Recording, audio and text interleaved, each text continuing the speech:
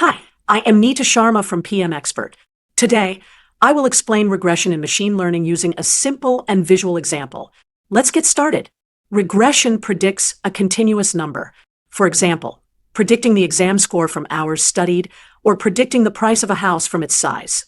The idea is draw a line that best fits the data, then use that line to make predictions. Let us plot a small data set.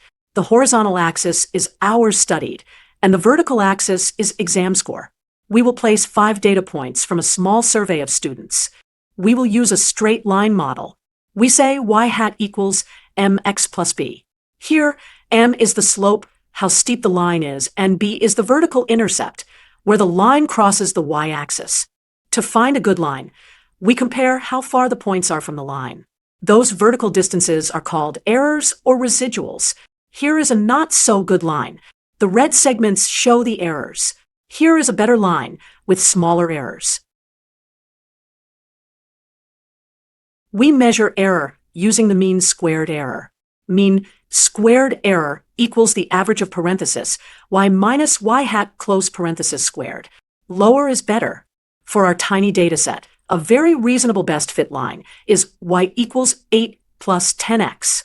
We will place that line on the plot as our final model. Now, let us use the model to predict a score. Suppose a student studies 3.5 hours. What score do we predict? We locate x equals 3.5 on the horizontal axis. We go up to the line to find y hat. Then we go across to read the predicted score on the vertical axis. Using y hat equals 8 plus 10x, we get 10 times 3.5 plus 8 equals 43. So the predicted score is 43. To summarize, regression predicts a continuous number using a line or a curve.